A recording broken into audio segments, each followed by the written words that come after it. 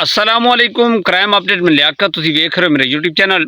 एक और love story दा खौफनाक अंजाम, एक ऐसी लर्ज़ाखेज़ कहानी दी गल करांगे जिन्हें पूरे इलाके नूं खौफे रास दे विच फैला दिता। एक ऐसा रिश्ता जिहड़ा मुहब्बत तो शुरू होया और अंजाम इतना खतरनाक निकलिया कि सुनन वालियां दे रोंगटे खड़े हो गए। कोई खामोशी चीखां दे विच बदल गई। गुजरात दे विच पेश आने वाला वाकया सिर्फ एक कतल ही नहीं बल्कि इतमाद रिश्तियां दी इंसानियत नूं तोड़न वाला दर्दनाक मिसाल बन गया है। आखिर ऐसा क्यों हुआ है कि ससुराल दे दरमियान बात खून तक पहुंच गई है? क्यों एक घर चंद लम्हिਆਂ ਦੇ ਵਿੱਚ ਮਾਤਮ ਕਦਾ ਬਣ ਗਿਆ ਹੈ? ਇਹ ਐਸਾ ਕਿਹੜਾ ਰਾਜ਼ ਹੈ ਸੀ ਜਿਹੜਾ ਸਭ ਕੁਝ ਦੱਸ ਗਿਆ ਹੈ? ਓਵਰਆਲ ਅੱਜ ਇਸ ਵਾਕਿਏ ਦੇ ਬਾਰੇ ਤੁਹਾਡੇ ਨਾਲ ਡਿਸਕਸ ਕਰਾਂਗੇ। ਸਾਡੇ ਚੈਨਲ ਸਬਸਕ੍ਰਾਈਬ ਕਰੋ, ਬੈਲ ਆਈਕਨ ਬਟਨ ਨੂੰ ਪ੍ਰੈਸ ਕਰੋ ਔਰ ਕਮੈਂਟ ਦੇ ਵਿੱਚ ਇਜ਼ਹਾਰ ਖਿਆਲ ਲਾਜ਼ਮੀ ਕਰਨਾ। ਗੁਜਰਾਤ ਦਾ ਇਲਾਕਾ ਹੈ ਕੋਟਲਾ। ਇੱਥੋਂ ਦਾ ਰਿਹਾਇਸ਼ੀ ਮੁਦੱਸਰ ਉਸ ਦੀ ਦੋਸਤੀ ਹੁੰਦੀ ਇੱਕ ਪਸਰੂਰ ਦੀ ਰਹਿਣ ਵਾਲੀ ਲੜਕੀ 26 ਸਾਲਾ ਸਾਹਿਬਾ ਦੇ ਨਾਲ। ਫੋਨ ਤੇ ਗੱਲਾਂ ਬਾਤਾਂ ਹੁੰਦੀਆਂ ਨੇ, ਦੋਸਤੀ ਮੁਹੱਬਤ ਦੇ ਵਿੱਚ ਤਬਦੀਲ ਹੋ ਜਾਂਦੀ ਹੈ। ਇਹ ਇੱਕ ਦੂਸਰੇ ਤੇ ਮਰਨ ਮਿਟਣ ਦੀਆਂ ਕਸਮਾਂ ਚੁੱਕਦੇ ਨੇ। ਆਹਿਸਤਾ ਆਹਿਸਤਾ ਇਤਨੀ ਇਹਨਾਂ ਦੀ ਜਿਹੜੀ ਮੁਹੱਬਤ ਹੈ ਉਹ ਇਤਨੀ ਕਰੀਬ ਹੋ ਜਾਂਦੇ ਨੇ ਇੱਕ ਦੂਸਰੇ ਦੇ ਕਿ ਇਹ ਸ਼ਾਦੀ ਕਰ ਲੈਂਦੇ ਨੇ। ਸਾਹਿਬਾ ਦੇ ਘਰ ਵਾਲੇ ਨਹੀਂ ਮੰਨ ਰਹੇ ਸੀ, ਕਹਿੰਦੇ ਸੀ ਕਿ ਅਸਾਂ ਆਪਣੀ ਬੱਚੀ ਦੀ ਸ਼ਾਦੀ ਕਿਸੇ ਆਪਣੇ ਖਾਨਦਾਨ ਦੇ ਵਿੱਚ ਕਰਨੀ ਹੈ। ਤੇ ਮੁਦੱਸਰ ਨੇ ਆਖਿਰਕਾਰ ਉਹਨਾਂ ਨੂੰ ਮਨਾ ਲਿਆ ਔਰ ਸਾਹਿਬਾ ਨੂੰ ਅਪਣਾ ਲਿਆ। ਮੁਦੱਸਰ ਨੇ ਆਪਣੇ ਘਰ ਵਾਲੇ ਨੂੰ ਰਾਜ਼ੀ ਕੀਤਾ। ਫਿਰ ਜਨਾਬ ਉਹਨੇ ਸਾਹਿਬਾ ਦੇ ਘਰ ਵਾਲੇ ਨੂੰ ਮੁਤਮਿਨ ਕਰਕੇ ਸ਼ਾਦੀ ਕਰ ਲਈ। ਉਸ ਨੂੰ ਸਾਹਿਬਾ ਨੂੰ ਵਿਆਹ ਕੇ ਆਪਣੇ ਘਰ ਲੈ ਆਇਆ। ਕੁਝ ਅਰਸਾ ਇਹਨਾਂ ਦੀ ਜਿਹੜੀ ਸ਼ਾਦੀ ਹੈ ਉਹ ਬਹੁਤ ਅੱਛੀ ਗੁਜ਼ਰੀ ਹੈ। ਘਰ ਦੇ ਵਿੱਚ ਨੋਕ ਝੋਕ ਹੁੰਦੀ ਸੀ ਲੇਕਿਨ ਇੱਕ ਦੂਸਰੇ ਨੂੰ ਇਹ ਟਾਲ ਦਿੰਦੇ ਸੀ ਇੱਕ ਪਿਆਰ ਭਰੀ ਨਿਗਾਹਾਂ ਦੇ ਕੇ। ਬਾਅਦ ਦੇ ਵਿੱਚ ਜਿਸ ਤਰ੍ਹਾਂ ਹੱਥਾਂ ਤੋਂ ਮਹਿੰਦੀ ਲੱਥੀ, ਸਾਲ ਡੇਢ ਹੋਇਆ, ਇਹਨਾਂ ਦੀ ਜਿਹੜੀ ਲੜਾਈ ਝਗੜੀ ਉਹ ਤੂਲ ਪਕੜ ਗਈ। ਬਾਅਦ ਦੇ ਵਿੱਚ ਇਸ ਤਰ੍ਹਾਂ ਹੋਇਆ ਕਿ ਮੁਦੱਸਰ ਦੀ ਔਰ ਸਾਹਿਬਾ ਦੀ ਕਦੀ ਕਬਾਰ ਲੜਾਈ ਹੋਣੀ। ਤੇ ਇੱਕ ਦਿਨ ਐਸਾ ਹੋਇਆ ਹੈ ਕਿ ਲੜਾਈ ਤੂਲ ਪਕੜਿਆ। ਸਾਹਿਬਾ ਆਪਣੇ ਕੱਪੜੇ ਚੁੱਕੇ ਆਪਣੇ ਮੈਕੇ ਚਲੀ ਗਈ ਪਸਰੂਰ। ਮੁਦੱਸਰ 2-3 ਦਿਨ ਬਾਅਦ ਮੁਦੱਸਰ ਦਾ ਦਿਲ ਕੀਤਾ ਉਹੀ ਪਿੱਛੋਂ ਮਨਾਉਣ ਲਈ ਸਾਹਿਬਾ ਦੇ ਆ ਚਲਾ ਗਿਆ।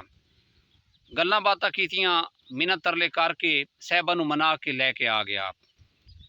ਫਿਰ ਇਸ ਤਰ੍ਹਾਂ ਹੋਇਆ ਵਕਤ ਗੁਜ਼ਰਦਾ ਗਿਆ। ਫਿਰ ਇਸ ਤਰ੍ਹਾਂ ਹੋਇਆ ਕਿ ਉਹਨਾਂ ਦੀ ਫਿਰ ਲੜਾਈ ਹੋਈ। ਛੋਟੀ ਛੋਟੀ ਗੱਲਾਂ ਤੋਂ ਲੜਾਈ ਉਹਨਾਂ ਦੀ ਤੂਲ ਪਕੜਨਾ। ਫਿਰ ਸਾਹਿਬਾ ਨੇ ਰੁੱਸ ਕੇ ਆਪਣੇ ਮੈਕੇ ਚਲਾ ਜਾਣਾ। ਕੁਛ ਦਿਨ ਗੁਜ਼ਾਰਨੇ। ਫਿਰ ਇसी ਤਰ੍ਹਾਂ ਇਹ ਬਹਾਨੇ ਬਣਾ ਕੇ ਮੁਦੱਸਰ ਪਿੱਛੇ ਚਲੇ ਜਾਣਾ, ਮਿੰਨਤ ਤਰਲਾ ਕਰਕੇ ਲੈ ਕੇ ਆ ਜਾਣਾ। ਇਹ ਇਹਨੇ ਰੂਟੀਨ ਬਣਾ ਲਈ ਸੀ ਔਰ ਸਾਹਿਬਾ ਦੇ ਨਾਲ ਲੜਾਈ ਝਗੜਾ ਚੱਲਦਾ ਆ ਰਿਹਾ ਸੀ। ਮਹੀਨੇ ਦੇ ਵਿੱਚ 1-2 ਲੜਾਈਆਂ ਹੁੰਦੀਆਂ ਸੀ। ਬਾਅਦ ਦੇ ਵਿੱਚ ਇਹਨੇ ਸਾਹਿਬਾ 'ਤੇ ਹੱਥ ਉਠਾਉਣਾ ਸ਼ੁਰੂ ਕਰ ਦਿੱਤਾ।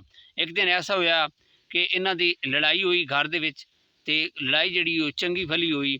ਫਿਰ ਇਹਨੇ ਨੇ ਸਾਹਿਬਾ ਨੂੰ ਮਾਰਿਆ, ਚੰਗਾ ਭਲਾ ਮਾਰਿਆ।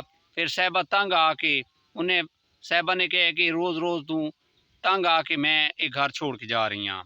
ਸਾਹਿਬਾ ਨੇ ਮੁਦੱਸਰ ਨੂੰ ਖਰੀਆਂ ਖਰੀਆਂ ਸੁਣਾਈਆਂ, ਰੋਈ ਜਾ ਰਹੀ ਹੈ ਔਰ ਉਹਨੂੰ ਦੱਸੀ ਵੀ ਜਾ ਰਹੀ ਹੈ ਕਿ ਹੁਣ ਦੁਬਾਰਾ ਮੈਂ ਤੇਰੇ ਕੋਲ ਨਹੀਂ ਆਉਣਾ। ਸਾਹਿਬਾ ਚਲੀ ਗਈ। 2 ਦਿਨ ਗੁਜ਼ਰੇ, 3 ਦਿਨ ਗੁਜ਼ਰੇ। ਫਿਰ ਦਿਲ ਕਰ ਪਿਆ ਮੁਦੱਸਰ ਦਾ। ਮੁਦੱਸਰ ਨੂੰ ਉਹਦੀ ਯਾਦ ਸਤਾਉਣ ਲੱਗ ਗਈ। ਮੁਦੱਸਰ ਨੇ ਜ਼ਿਹਨ ਦੇ ਵਿੱਚ ਇਹੀ ਬਣਾਇਆ ਕਿ ਉਹਨਾਂ ਦੀ ਮਿੰਨਤ ਤਰਲਾ ਕਰਾਂਗਾ ਫਿਰ ਉਹ ਭੇਜ ਦੇਣਗੇ। ਫਿਰ ਲੇਕਿਨ ਇਸ ਤਰ੍ਹਾਂ ਇੱਕ ਅਜੀਬ ਹੋਇਆ। ਮੁਦੱਸਰ ਗਿਆ, ਪਹਿਲੇ ਤਾਂ ਮੁਦੱਸਰ ਉਹਨਾਂ ਨੇ ਘਰ ਆਉਣ ਤੋਂ ਮਨਾ ਕੀਤਾ ਹੈ। ਫਿਰ ਮਿੰਨਤ ਤਰਲਾ ਕਰਕੇ ਬੈਠਕ ਦੇ ਵਿੱਚ ਬੈਠਿਆ ਹੈ। ਇਸ ਆਪਣੀ ਸੱਸ ਨੂੰ ਗੱਲਬਾਤ ਕੀਤੀ ਹੈ ਕਿ ਮੈਂ ਸਾਹਿਬਾ ਨੂੰ ਲੈਣ ਆਇਆ। ਸਾਹਿਬਾ ਦੀ ਵਾਲਦਾ ਨੇ ਮੁਦੱਸਰ ਨੂੰ ਖਰੀਆਂ ਖਰੀਆਂ ਸੁਣਾਈਆਂ ਕਿ ਸਾਹਿਬਾ ਰੋਜ਼ ਰੋਜ਼ ਦੀ ਲੜਾਈ ਤੋਂ ਤੰਗ ਆ ਗਈ ਹੈ। ਸਾਹਿਬਾ ਹੁਣ ਤਲਾਕ ਚਾਹੁੰਦੀ ਹੈ। ਸਾਹਿਬਾ ਨੂੰ ਤੂੰ ਤਲਾਕ ਦੇ ਦੇ, ਫਿਰ ਤੂੰ ਆਪਣੇ ਘਰ ਖੁਸ਼, ਉਹ ਇੱਥੇ ਖੁਸ਼। ਇਸ ਤਰ੍ਹਾਂ ਕਰਕੇ ਉਸ ਸਾਹਿਬਾ ਦੀ ਵਾਲਦਾ ਔਰ ਮੁਦੱਸਰ ਦੀ ਸੱਸ ਨੇ ਬੜੀਆਂ ਸੁਣਾਈਆਂ ਕਿ ਤੂੰ ਪਹਿਲੇ ਉਹਨੂੰ ਗੱਲਾਂ ਬਾਤਾਂ ਕਰਦਾ ਸੀ, ਗਾਲਮ ਗਲੋਚ ਕਰਦਾ ਸੀ, ਹੁਣ ਤੂੰ ਇੱਥੇ ਹੱਥ ਹੀ ਚੁੱਕਣਾ ਸ਼ੁਰੂ ਕਰ ਦਿੱਤਾ ਹੈ। ਉਹ ਮਾਂ ਸੀ ਸਾਹਿਬਾ ਦੀ, ਉਸਨੇ ਤਾਂ ਉਹਦੀ ਸਾਈਡ ਲੈਣੀ ਆਇਆ ਸੀ। ਮੁਦੱਸਰ ਦੀ ਸੱਸ ਨੇ ਕਿਹਾ ਕਿ ਤੂੰ ਪਹਿਲੇ ਸਾਨੂੰ ਬੜੇ ਸੁਹਾਨੇ ख्वाब ਵਿਖਾਏ ਸੀ ਕਿ ਮੈਂ ਸਾਹਿਬਾ ਨੂੰ ਇਸ ਤਰ੍ਹਾਂ ਰੱਖਾਂਗਾ, ਇਸ ਤਰ੍ਹਾਂ ਰੱਖਾਂਗਾ, ਲੇਕਿਨ ਤੂੰ ਉਹਦੇ ਕਾਬਿਲ ਨਹੀਂ ਹੈ, ਲਿਹਾਜ਼ਾ ਉਸ ਨੂੰ ਤਲਾਕ ਚਾਹੀਦੀ ਹੈ। ਉੱਥੇ ਮੁਦੱਸਰ ਦਾ ਸਾਲਾ ਹੀ ਆਇਆ ਸੀ। ਮੁਦੱਸਰ ਦੇ ਸਾਲੇ ਨੇ ਇਹ ਕਿਹਾ ਕਿ ਭਾਈ ਤੂੰ ਤਲਾਕ ਦੇ ਔਰ ਤੂੰ ਸਾਈਡ 'ਤੇ ਹੋ, ਮੈਂ ਆਪਣੀ ਹਮਸ਼ੀਰਾ ਨੂੰ ਤੇਰੇ ਨਾਲ ਨਹੀਂ ਭੇਜਣਾ। ਇੱਥੇ ਆ ਕੇ ਜਨਾਬ ਤੂੰ ਮੈਂ ਹੋਈ। ਪਿਸਟਲ ਨਿਕਾਲਿਆ ਇਹਨੇ ਮੁਦੱਸਰ ਨੇ, ਆਪਣੀ ਸਾਸ ਨੂੰ ਔਰ ਆਪਣੇ ਸਾਲੇ ਨੂੰ और अपनी बीवी नूं इन्हें मौत दे घाट उतारिया। फायरिंग करके इन्हों हलाक कर दिता। फिर हवाई फायर करदा उत्थों फरार होया।